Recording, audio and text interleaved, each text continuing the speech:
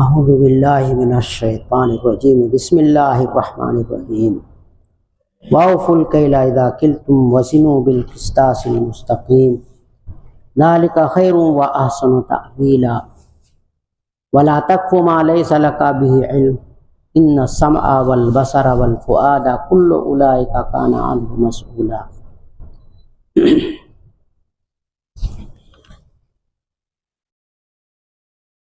اور ناپنے کو پورا کرو، اذا کلتم جب تم ناپو، وزنوا بالقسطاس المستقیم اور وزن کرو تم سیدھی ترازو سے، ذالک خیر و احسن تاویلا یہ بہتر ہے اور عمدہ ہے انجام کے اعتبار سے، ولا تقف ما به علم اور نہ پیچھے پڑو تم اس چیز کی جس کے بارے میں علم نہ ہو، ان السمع والبصر والفؤاد بے شک کان، آنکھ اور دل یہ تمام کے تمام اس کے بارے میں پوچھا جائے گا۔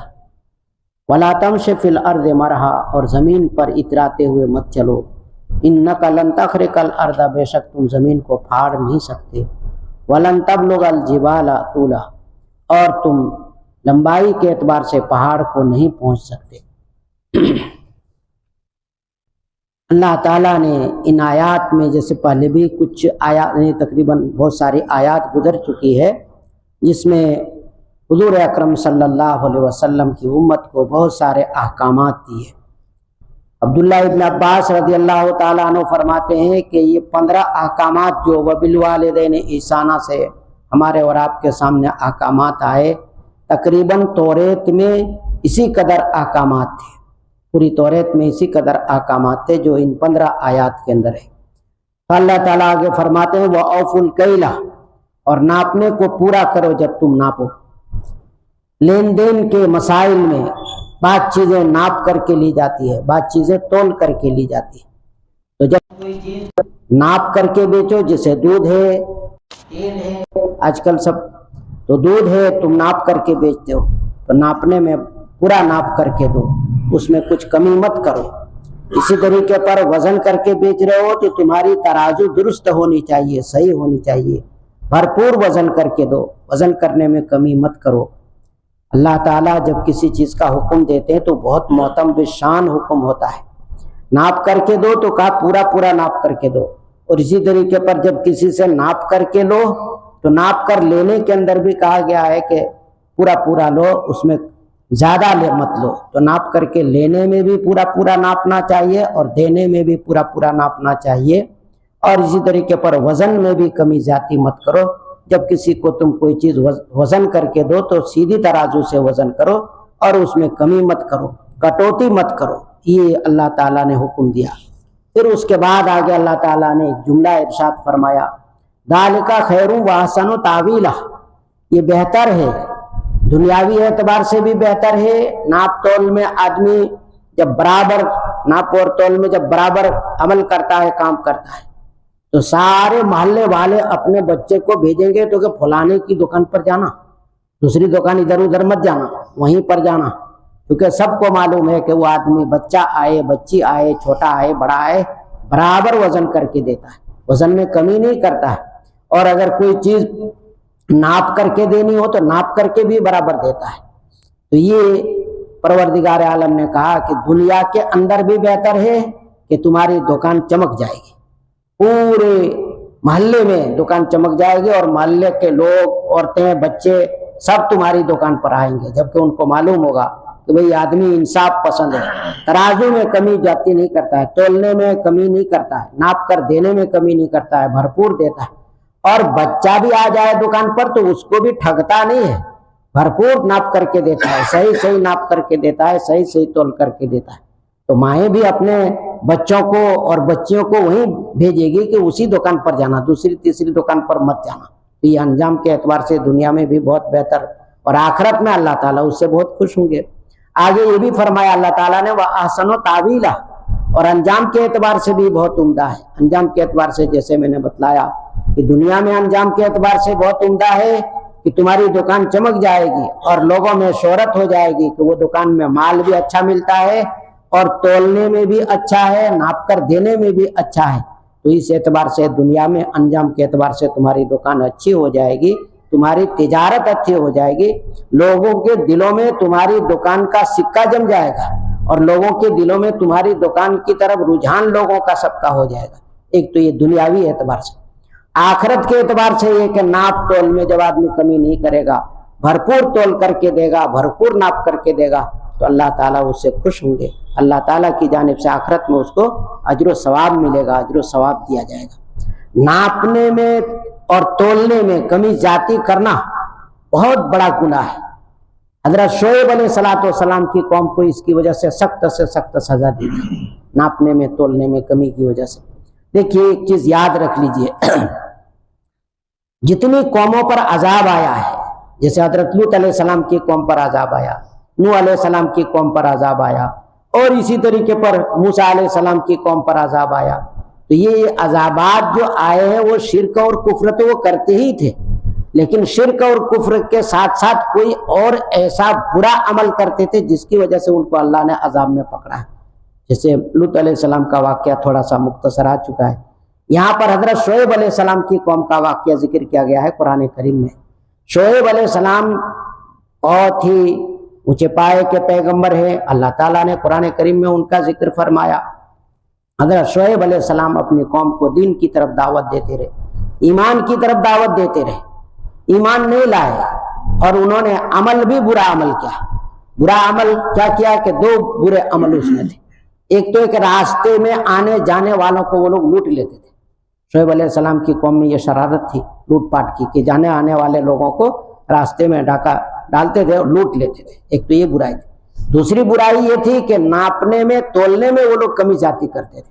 اگر کسی کے یہاں سے غلہ لینا ہو تو وہ وزن کرنے میں بھرپور وزن کر کے لے لیتے تھے، یعنی اپنی طرف جھکا کر کے ترازو کو جھکا کر لے لیتے، اور دینے کا وقت آئے تو اس میں وہ کٹوتی کرتے تھے، کاٹ لیتے تھے، اور ترازو سیدھی نہیں استعمال کرتے تھے۔ تو ناپ میں بھی وہ لوگ کمی کرتے تھے، زیادتی کرتے تھے، اور تولنے میں بھی زیادتی اور کمی کرتے تھے۔ تو ناپ تول میں کمی زیادتی کی عادت پڑ گئی تھی اس قوم میں۔ حضرت شعیب علیہ السلام نے بار بار سمجھایا کہ بھائی چیزوں کو تم بیچتے ہو، خریدتے ہو، تو اس خریدنے اور بیچنے میں ناپ میں بھی برابر قائم رہو اور تولنے میں بھی برابری کرو، کسی قسم کی کوئی کمی زیادتی نہیں ہونی چاہیے۔ لیکن یہ ظالم قوم نے مانا نہیں، شعیب علیہ السلام کی نصیحت کو نہیں مانا۔ اللہ تعالیٰ کی جانب سے حکم ہوا حضرت شعیب علیہ السلام کو کہ آپ پر جو ایمان لانے والے ہیں اور آپ کو جو ماننے والے ان کو لے کر کے الگ ہو جائیے، ہم ان پر عذاب ڈالنے والے ہیں۔ اور عذاب کیسا آیا؟ قرآن کریم میں دوسری جگہ ذکر کیا ہے، عذاب اس طرح آیا کہ ان کے اوپر اللہ تعالیٰ نے گرمی مسلط کر دی، بہت زیادہ گرمی، کہیں بھی چین نہ ہے، گھر میں جا رہے ہیں وہاں بھی کڑھن گھٹن، اور اسی طریقے پر اگر تالاب میں کود رہے تو وہاں بھی گھٹن، جہاں بھی جائے گھٹن ہی گھٹن، سب بے چین ہو گئے، مرد عورت بوڑھے جوان سب بے چین۔ اس کے بعد اللہ تعالیٰ نے ایسا منظر پیش کیا، قرآن کریم نے اللہ بیان کیا اس کو، اللہ تعالیٰ نے 3 دن کے بعد ایک بادل آیا اور آ کر کے ٹھہر گیا، اس بادل کے نیچے ٹھنڈک ہوا چل رہی ہے اور ٹھنڈی ٹھنڈی ہوا۔ اب ہم لوگ آج کل سمجھ لیجیے کہ جیسے ہم لوگ ایئر کنڈیشن، یہ ہماری جیسے مسجد ہے ایئر کنڈیشن اور یہ سب لگا لیتے ہیں مشینیں، اللہ تعالیٰ مشینوں کے محتاج نہیں ہے، میدان کو بھی اللہ تعالیٰ ایئر کنڈیشن بنا سکتے ہیں، قادر مطلق۔ آج یہ ہمارے یہاں کی جو ایجادات ہیں، ان ایجادات نے قرآن کریم کی تصدیق کی، کہیں پر کوئی سائنسی ایجاد اسلام اور گویا کہ قرآن کے خلاف نہیں ہے، سب تائید میں ہے، موافقت میں ہے۔ تو یہاں پر ہے کہ وہ بادل آیا اور ٹھہر گیا، اس کے نیچے ٹھنڈی ٹھنڈی ہوائیں چل رہی اور ٹھنڈک محسوس۔ کچھ لوگ وہاں اندر گئے کہ بھائی بادل آیا ہے سائے میں ٹھنڈک، اب ان لوگوں نے شور مچا دیا، بھائی بہت ٹھنڈک، آ جاؤ آ جاؤ۔ پورے خاندان قبیلے کے قبیلے سب وہاں پر جا کر جمع ہو گئے، کیونکہ ادھر گرمی بہت سخت تھی اور تو وہ سب وہاں جمع ہو گئے۔ اللہ تعالیٰ نے اسی کو فرمایا فَأَخَذَهُمْ عَذَابُ يَوْمِ الظُّلَّةِ، آئبان کے عذاب نے ان کو پکڑ لیا۔ اللہ تعالیٰ نے بادل کو حکم دے دیا کہ ان کے اوپر آگ برسا، چنانچہ وہ تو گئے تھے آگ کرنے کے لیے، حاصل کرنے کے لیے، گھٹن سے بچنے کے لیے، اللہ تعالیٰ نے اس بادل کو حکم دیا کہ تم اس کے اوپر آگ برسا دو۔ چنانچہ آگ کو برسایا اور سب کو بھسم کر کے رکھ دیا، مٹا کر کے رکھ دیا۔ اسی کو اللہ تعالیٰ نے فرمایا اذا اخذهم عذاب یوم الذلہ کہ ان کو صاحبان کے عذاب نے پکڑ لیا. تو ظاہر بات ہے کہ صاحبان کا اگر عبادت کا عذاب اللہ نے ان پر دیا. کیسی حرکت کی ان لوگوں نے حضرت نبی کے کہنے پر, نبی کے حکم دینے پر کہ بھائی ناپ تول میں تم کمی مت کرو, ناپ تول برابر کرو, لیکن ان لوگوں نے مانا نہیں. اللہ تعالیٰ نے اس کی وجہ سے عذاب مسلط کیا. اور جو تاجر ناپ تول میں کمی کرتا ہے, ظاہر بات ہے کہ لوگوں کے نزدیک وہ مشہور ہو جاتا ہے تو اس کی دکان پر کوئی جاتا ہی نہیں, کیونکہ اس کے لیے ایک طرح مصیبت ہے, دکان ٹھپ پڑ جاتی ہے, تجارت ٹھپ پڑ جاتی ہے. اللہ تعالیٰ ہم سب کی حفاظت فرمائے. آگے فرمایا اللہ تعالیٰ نے وَلَا تَقْفُ مَا لَيْسَ لَكَ بِهِ عِلْمٌ, اور مت پیچھے پڑو تم اس چیز کی جس کے بارے میں تجھے خبر نہیں ہے, جس کے بارے میں تجھے علم نہیں ہے. اللہ تعالیٰ نے عام حکم دیا کہ ایسی چیز جس کے بارے میں تجھے کچھ تحقیق نہیں ہے, کچھ معلوم نہیں ہے, تو اس کے پیچھے مت پڑو, اس پر عمل کرنے کی کوشش مت کرو, زبان سے اس کے بارے میں کچھ بولنے کی کوشش مت کرو. تو جس چیز کے بارے میں تجھے کچھ تحقیق نہیں ہے, کچھ علم نہیں ہے, اس کے پیچھے مت پڑو, اس پر عمل کرنے کی کوشش مت کرو, اور اس چیز کے چکر میں مت لگو جس کی تجھے حقیقت معلوم نہیں ہے, جس کی تحقیق تیرے پاس نہیں. اب یہ آیت کریمہ ہے کہ اس چیز کے پیچھے تم مت پڑو جس کے بارے میں تجھے علم نہیں ہے, خبر نہیں ہے, اس کے پیچھے مت پڑو, اس سے دور رہو, خاموش رہو, اور زبان کو روکو اس سے. یہاں پر یاد رکھیے آگے اللہ تعالیٰ نے کان کا, آنکھ کا, دل کا ذکر کرنا ہے. اللہ تعالیٰ نے کان بھی دیا, دل بھی دیا, آنکھ بھی دی. تو ان آلات کو آدمی صحیح طور پر جو ہے لگا کر کے اور صحیح غور و فکر کر کے اگر کوئی بات کرے, کوئی چیز سمجھے, تو وہ حقیقت تک پہنچ جاتا ہے اور اس کے مطابق وہ کام کرتا ہے.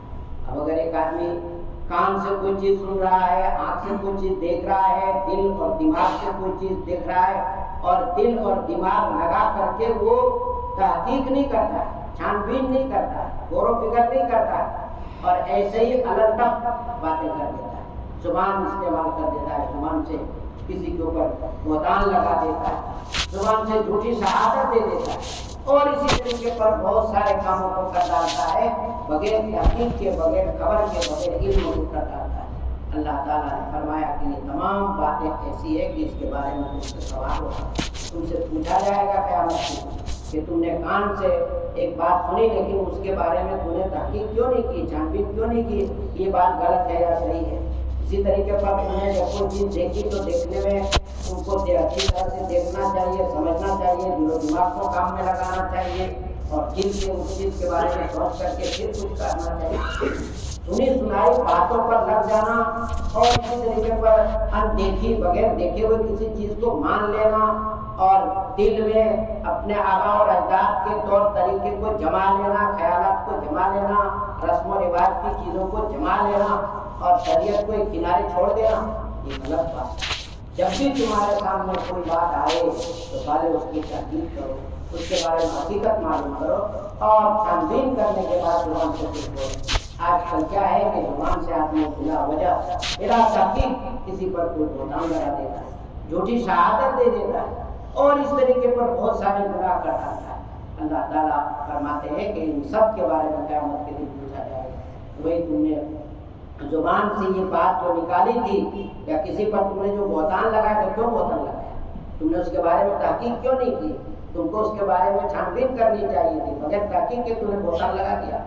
جھوٹی شہادت تم نے دے دی, جھوٹی گواہی دے دی, کیوں جھوٹی گواہی دے دی.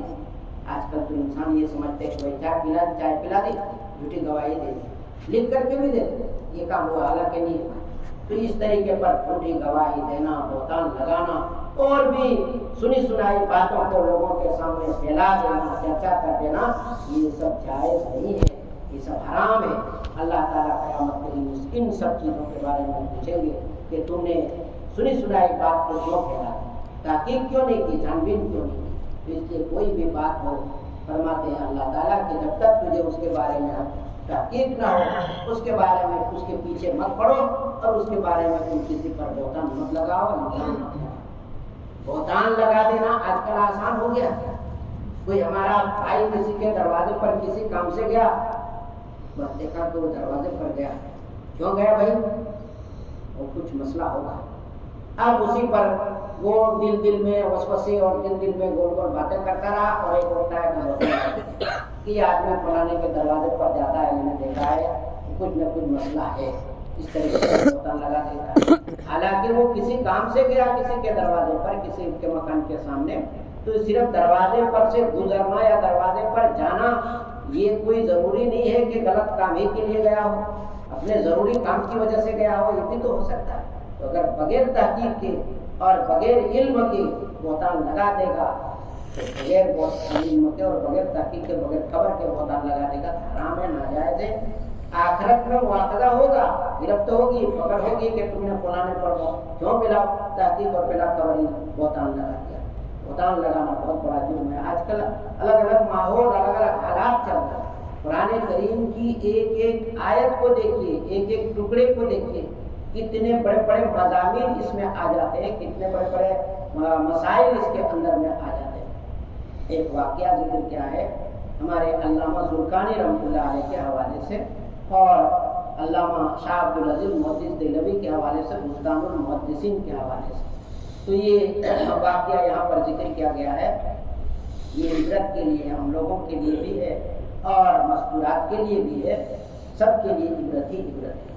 واقعہ یہ ذکر کیا گیا ہے کہ مدینے کے قریب میں، مدینہ کے اطراف میں ایک جگہ، ایک عورت کا انتقال ہو گیا۔ انتقال کے بعد عورتیں جمع ہوئی غسل دینے کے لیے۔ اب غسل دینے کے لیے جب عورتیں جمع ہوئی تو ایک عورت جو ہے غسل دے رہی ہے، اور وہ ران کو دھو رہی ہے، ران کو غسل دے رہی ہے۔ وہ عورت حسین و جمیل تھی، تو اس کی زبان سے برجستہ یہ جملہ نکلا کہ اس کی ران کتنی اچھی ہے، اور یہ فلانے کے ساتھ اس کا غلط تعلق تھا، اور اس غلط تعلق تھا اور اسی غلط تعلق میں مبتلا رہی۔ اتنا جملہ کہنا تھا۔ اللہ تعالیٰ نے عبرت کے لیے کبھی کبھی دنیا میں ایک دو واقعات دکھا دیتے ہیں، اور بھی بعض موقعوں پر جو اللہ نے دکھایا ہے بعض جگہوں میں، تو عبرت کے لیے اللہ تعالیٰ کبھی کبھی ایک دو واقعات دکھا دیتے ہیں۔ اس عورت نے جب اتنا کہا کہ یہ کیسی حسین و جمیل عورت ہے، فلانے کے ساتھ اس کا تعلق تھا، اور ران کو وہ دھو رہی تھی، ران کو غسل دے رہی تھی، ران ہی کے ساتھ اس کا ہاتھ چپک گیا۔ جب چپک گیا ہاتھ اٹھ ہی نہیں رہا ہے، بہت کوشش کر رہی ہے، ہاتھ نہیں اٹھ رہا ہے، الگ نہیں ہو رہا ہے۔ پوری رات گزر گئی، دوسرا دن گزر گیا، تیسرا دن گزر گیا، اور گرمی کا زمانہ، اب حالات بڑے اور خراب۔ تو ایک مولانا صاحب کے پاس گئے وہ لوگ، کیا کیا جائے، ایسا معاملہ ہو گیا، ہاتھ چپک گیا، ہاتھ اٹھتا ہی نہیں۔ کہا کہ ہاتھ جب اٹھتا نہیں ہے ران سے، تو ران کا اتنا حصہ کاٹا لو، تو ران سے ہاتھ الگ ہو جائے گا۔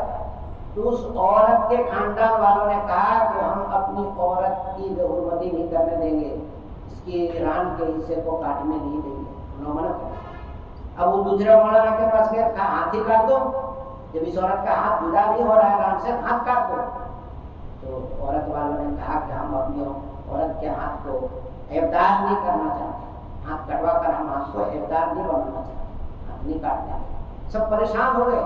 اس زمانے میں مدینہ منورہ میں خلیفہ مطلب کہ قاضی القضات، جس کو ہماری زبان میں چیف جسٹس کہتے ہیں، تو قاضی القضات اس زمانے میں مدینہ منورہ میں امام مالک رحمۃ اللہ علیہ، امام مالک رحمۃ اللہ علیہ کے بارے میں ہر ہفتے حضور صلی اللہ علیہ وسلم کی ملاقات ہوتی ہے، ہر ہفتے حضور صلی اللہ علیہ وسلم کی ملاقات۔ کتنا بڑا اونچا درجہ تھا ان کا، بڑی تاریخ ہے۔ بہرحال امام مالک رحمۃ اللہ علیہ کی خدمت میں پہنچے لوگ، حضرت 3 دن ہو گئے، اور ایک عورت کو غسل دے رہی تھی، ہاتھ ران سے جدا نہیں ہو رہا ہے، کیا مسئلہ، کیا کرے؟ تو حضرت نے کہا کہ مجھے لے چلو، مدینے کے قریب ہی یہ واقعہ پیش آیا۔ حضرت نے کہا لے چلو مجھے، لے گئے۔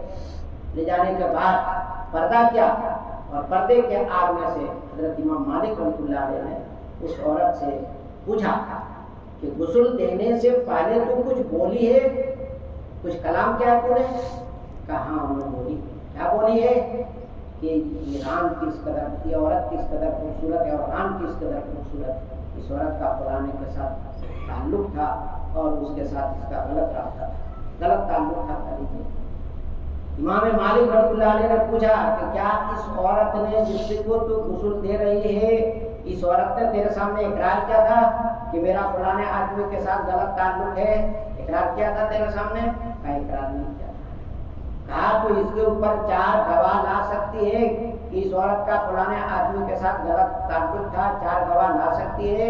4 گواہ لاؤ۔ کا 4 گواہ بھی نہیں لا سکتی۔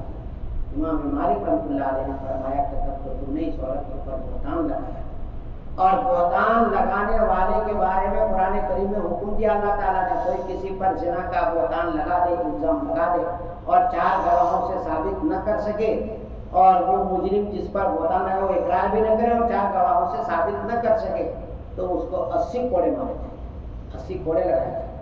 حضرت امام مالک چونکہ قاضی تھے، چیف جسٹس تھے، قاضی کو بلا جلاد کو بلایا، جلاد کو بلا کر کے کہا کہ اس عورت کو کوڑے مارے، جس نے یہ بہتان لگایا تھا کہا اس کو کوڑے مارے۔ پھر اس نے یہ بھی پوچھ لیا امام مالک نے کہ تو نے یہ بہتان لگایا کس بنیاد پر؟ وہ ٹکڑا لگا کہ بہتان اتنا بڑا تو نے لگا دیا کس بنیاد پر؟ کہا کہ یہ عورت مٹکے کو بھر کر کے، پانی سے مٹکے کو بھر کر کے لے کر آتی تھی اور اسی گھر کے پاس سے گزرتی تھی، تو اس کے پاس سے گزرنے سے میں نے یہ سمجھا کہ اس کا اس کے ساتھ غلط تھا۔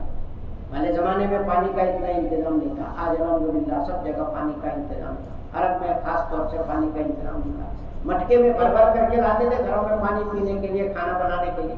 تو یہ عورت مٹکے میں پانی بھر کر آتی تھی اور اس آدمی کے گھر کے پاس سے گزرتی تھی۔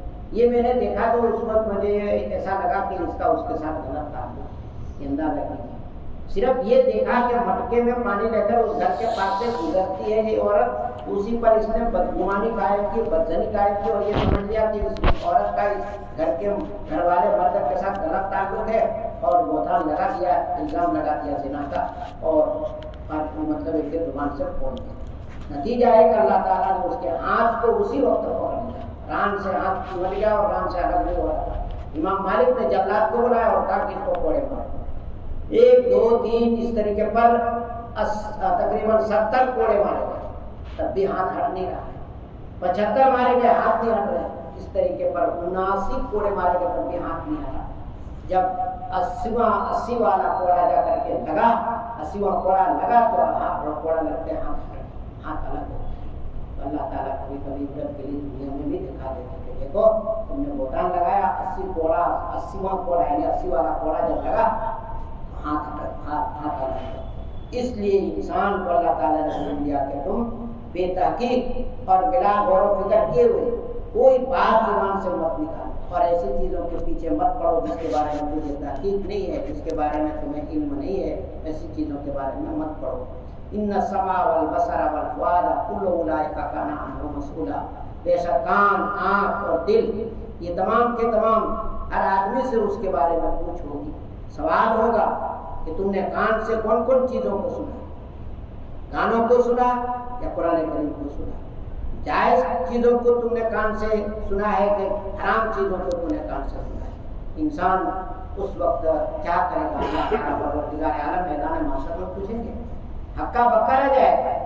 اس طریقے پر آنکھ سے تم نے کیا چیزیں دیکھی، جائز چیزیں دیکھی، حرام چیزوں کو دیکھا، دل میں تم نے گندے گندے خیالات کو کیوں جمایا، دل میں تم نے گندے گندے خیالات کو کیوں بٹھایا، اس کے بارے میں بھی سوال ہوگا۔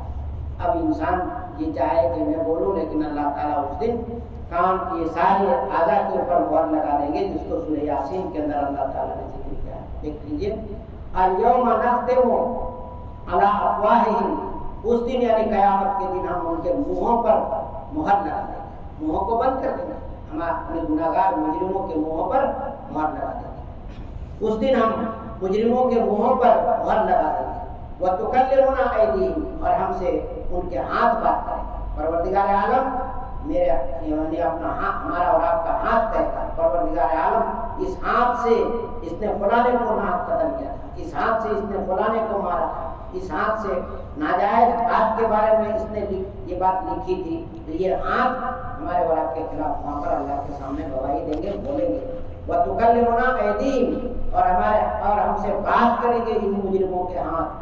وَتَشْهَدُ أَرْجُلُهُمْ، اور شہادت دیں گے، گواہی دیں گے ان کے پاؤں، یعنی مجرموں کے پاؤں شہادت دیں گے، یہ پاؤں کہیں گے کہ ہم سے ہمارے ذریعے سے چل کر کے فلاں گناہ کا کام کیا ہی، فلاں گناہ کے پاس پہنچے، بما کانوا یکسبون، ان تمام اعمال کے بارے میں جس کو وہ کرتے تھے دنیا میں۔ تو ہاتھ بھی گواہی دے دیں گے ہمارے اور آپ کے خلاف، پاؤں بھی گواہی دیں گے۔ اندازہ کیجیے کتنا برا حشر اور برا انجام ہوگا انسان کا، اس دن آزادی ہمارے اور آپ کے خلاف ہو جائے گی، ہاتھ بھی پاؤں بھی اور اسی طریقے پر زبان بھی ہمارے اور آپ کے خلاف۔ اسی کو اللہ تعالیٰ نے فرمایا کان ہو مسکولہ۔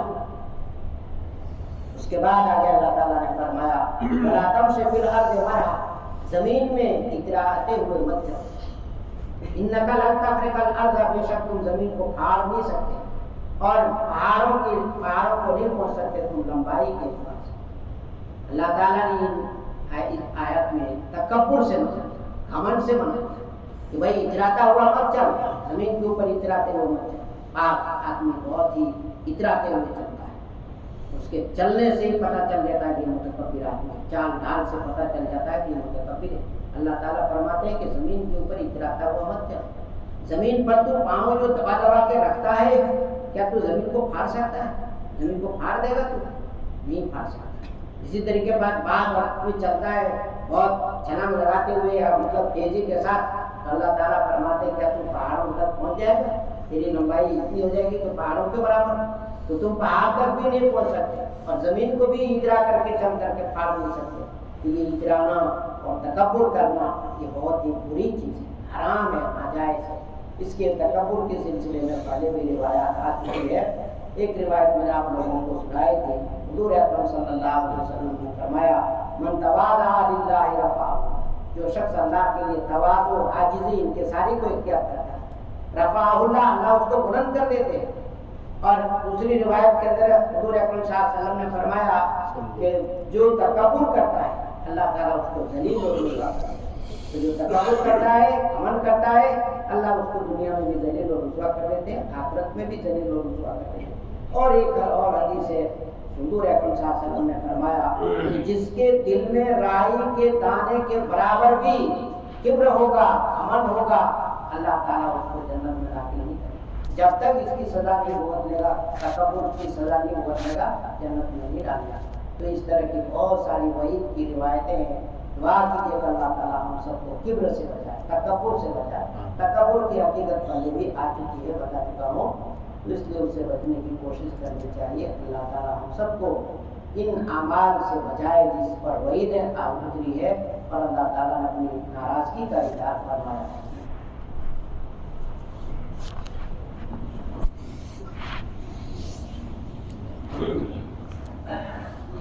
بسم اللہ الرحمن الرحیم۔ یا احد الصمد الذی لم یلد ولم یولد ولم یکن له کفوا احد۔ یا حی یا قیوم برحمتک نستغیث، یا حی یا قیوم برحمتک نستغیث، یا الہ العالمین، یا اکرم الاکرمین، یا ارحم الراحمین، تو ہم سب کی مغفرت فرما، ہم سب کے گناہوں کو معاف فرما، ہم سب کی لغزشوں سے گزر فرما۔ یا الہ العالمین، یہ رمضان المبارک کا متبرک مہینہ چل رہا ہے، اس مبارک مہینے میں ہم نے تیرے کلام پاک کا کچھ حصہ پڑھا جس میں تم نے مختلف چیزوں کے بارے میں ذکر فرمایا۔ یا اللہ ہم سب کو غیبت سے، چغلخوری سے، بہتان بازی سے حفاظت فرما، ہماری ماں بہنوں کی بھی تو حفاظت فرما، پوری امت مسلمہ کی تو حفاظت فرما۔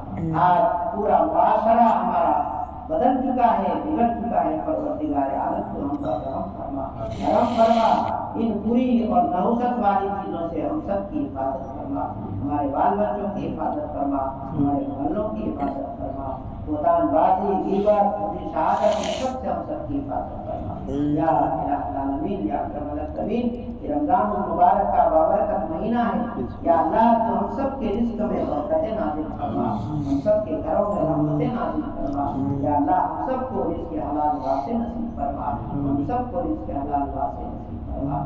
ہمارے بھائیوں میں، بہنوں میں جو قرض دار ہے، یا اللہ ان کے قرضوں کی ادائیگی کی سبیل پیدا فرما۔ یا اللہ یہ رمضان المبارک کا مہینہ ہے، تیری رحمتیں نچھاور ہو رہی ہے، تیری رحمتیں پھیل رہی ہے، یا اللہ اپنی رحمتوں میں ہم سب کو ڈھانپ لے۔ ہم میں جو مقروض ہے، قرض دار ہے، یا اللہ ان کے قرضوں کی ادائیگی کی سبیل پیدا فرما۔ یا اللہ ہم سب کو حلال روزی نصیب فرما، حرام روزی سے ہماری حفاظت فرما۔ یا اللہ دنیا میں آج مسلمانوں پر طرح طرح کے مظالم ہو رہے ہیں اور ان کے اوپر رزق کی تنگی ڈالی جا رہی ہے، مشقتیں ڈالی جا رہی ہیں، تو اپنے فضل و کرم سے پروردگار عالم پوری امت مسلمہ کو رزق حلال واسع نصیب فرما۔ رزق حلال واسع نصیب فرما. تو رزق کا مالک ہے, تو دینا چاہے تو کوئی روک نہیں سکتا. کہاں سے دے گا, کیسے دے گا, تو جانتا ہے پروردگار عالم. ہم سب کو رزق حلال واسع نصیب فرما, حرام رزق سے حفاظت فرما. جیسے کہ تو نے قرآن کریم میں فرمایا کہ وزن کرو تو مکمل وزن کرو, اور ناپ کر دو تو مکمل ناپ کر دو. سب کو بھی ہمارے صالحات کی توفیق نصیب فرما, ہمارے تاجروں کو بھی نیک کاموں کی توفیق نصیب فرما. اللہ ہم سب کی دعاؤں کو حضور اکرم صلی اللہ علیہ وسلم قبول فرما. صلی اللہ تعالی علی خیر خلقہ محمد و آلہ و صحبہ اجمعین.